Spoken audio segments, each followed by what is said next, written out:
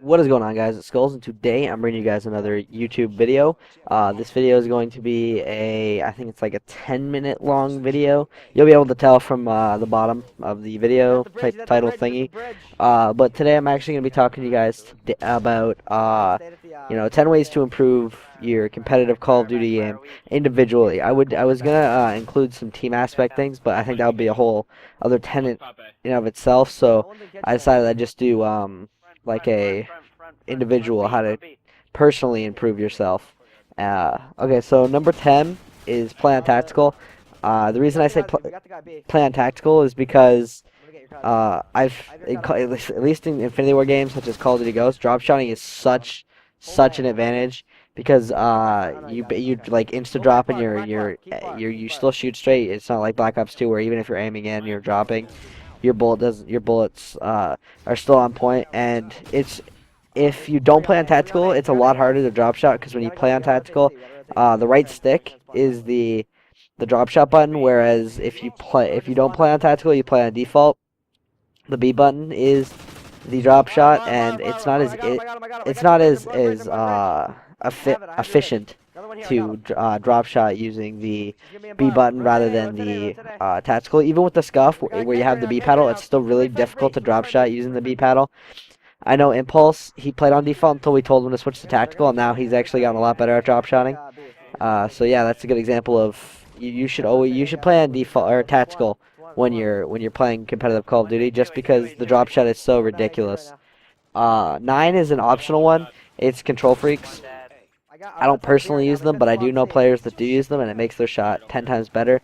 The only reason I don't use them is because I just couldn't get used to the feeling of them, and I'm not a very patient person, so I couldn't experiment with them long enough to actually get a feel for them. That is the only reason why I don't use the control freaks, but like I said, it is optional. Number 8 is play on a lower sensitivity. Now, you might be like, but Skulls, I can't turn on people if I don't play on 15, or actually I think it's 20. If I don't play on 20 sensitivity in this game. Well, the thing is if you're playing with a team, most cases you're gonna know where the other players are because your teammates are gonna be calling out. Like I said, this is competitive, not public match where you can turn on people.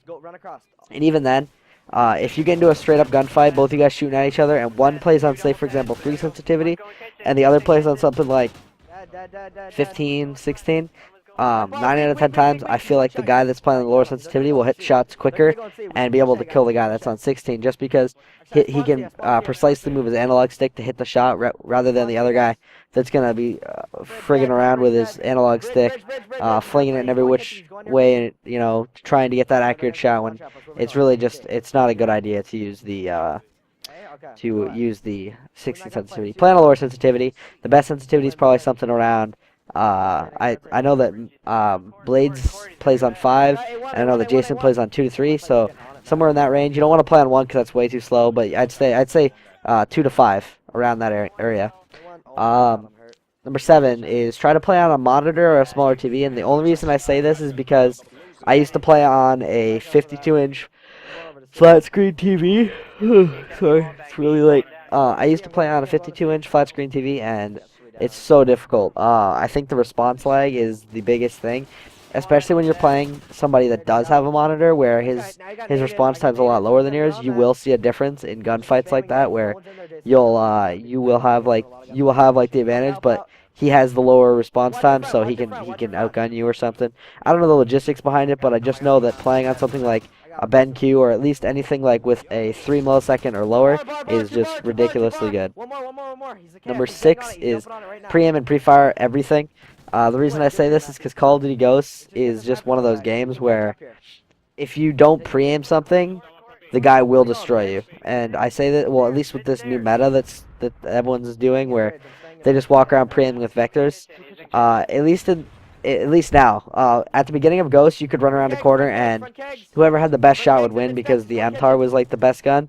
But right now the Vector's better than the MTAR, so this could change up. But still, if you're pre-aiming something before a guy comes around the corner and then you see his feet or you see a shadow and you start shooting and you hit a bullet before he even sees you, then 9 times out of 10 you're going to win the gunfight, which is why I say pre-fire and pre-aim all the things. Number 5 is get a decent headset, and you guys are probably going to hate on me for this one, but you do need a good headset. And uh, I can give you an example is when I played Black Ops 2 and I uh, I was like playing with other people, learning things like, well, not learning things, but like I was a noob at Black Ops 2. I wasn't as good as I am now. I was good at Black Ops 2, but regardless, I didn't have a headset because I got rid of mine. Mine broke, and I didn't replace it or anything. So a headset is a big advantage because in Call of Duty Ghosts, you switch weapons, you make a noise. You fall, you break your legs, you make a noise. You pull a pin on a grenade, you make a noise. Your guy calls out, you can kick a bucket as you run by it. Like, it's the stupidest game ever because of that. But the reason I say get a headset is because you're gonna be able to hear things a lot better. If you hear a guy switch weapons behind you, and you're not wearing headphones, you probably won't hear it. But if you're wearing headphones where all the sound is literally right next to your ears, you're gonna know where everyone is and know everything. Also, if you have a decent headset, you have a better mic quality for your teammates, and it's just a relief. Number 4, you might hit on me for as well. Get a scuff, or a shark, or a clinch, or I think Razer makes one, the saber tooth. So get one of those where it's like there's like something on the back where it improves your mobility. So for example, jumping, or the B paddle for the knifing on my scuff, or my broken scuff.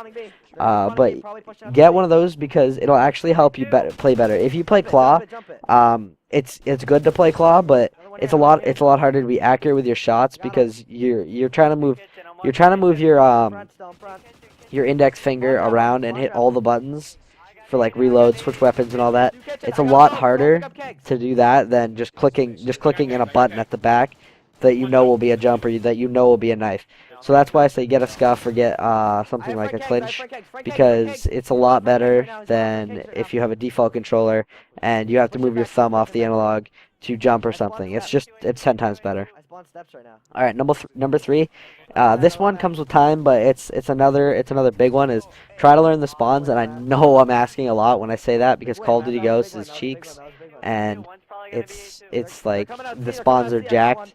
But you have to try and learn the spawns, and the reason I say that is because if you don't know where they're spawning, you're not gonna ever know where they're gonna like you're always gonna get shot in the back because at least in this game you can kind of predict spawns, but other games knowing the spawns literally means the difference between a kill or a death, because if you preempt someone, like if you preempt a spawn and the guy does spawn there and comes out and you kill him, you got to kill. But if you didn't know like that the guy would spawn there because you're in a certain area, then that guy could potentially make or break the game for you. And that is why spawns are number 3 on the list, because they are literally game-changing things. Like at X Games, Merc got like a god spawn and spawned way behind all the other players, captured their home flag, and they lost. The other team lost because a player got a fluky spawn and spawned all the way out. That is why you have to know the spawns. Number 2 is find a gun / class setup that works for you, and use it and work on your accuracy. I say that because Jason is an assault rifle player, so he uses an assault rifle, and he's good with that. He practices with the AR, and he's good with that. Because he's already gotten really good with that, he uses the sub too, works on that, and he's good with that. I use the submachine gun. I got a really good shot with the sub, but I still use the AR because I want to get better with multiple weapons. Impulse the same, and Matt is more of a sub player because his connection doesn't allow him to play with an assault rifle as much, because assault rifles require a little bit of connection in most cases, in most medium gunfight ranges. But the reason I say you pick a class / gun is because I see a lot of players that just want to run around the map with a sub, but they don't have the I'm not going to say talent, but not the ability to really use a submachine gun, and that's why I say find a gun that works for you and just practice it. The number 1 is probably really corny for you guys, but practice. And I say this because you have to practice what you preach, and the thing is if you want to get better, you have to play more, and the more you play, the more you learn, the more situations you get into, the more situations you learn how to play better out of, I can say, and the more I guess scenarios you know how to counter. This is more important for teams, but I'm just putting it in there because it also helps individually. If you know how to play like almost every scenario, you're not going to lose any gunfights. But as you can see, we're coming to the end of this video. I hope you guys enjoyed the 40 bomb. I just ruined it. I don't know if it's ending now, but I hope you guys enjoyed it. If you didn't, you could always drop a comment below. Tell me what I can do to improve. Constructive criticism will always help me out, guys. Other than that, I'll catch you in the next video. Enjoy the rest of this. If it's still going, I hope it is. Peace out. Front nacho, big plays in there. They're gonna be coming kitchen and back. I'm helping. I got neutral. I got a neutral. We won. Fucking go. Closest game ever. Let's go, boys. 40 bitches! 40! He got the kills I didn't need to get. That didn't even break 10. I'm fucking uploading this. I'm uploading this. 40 kills.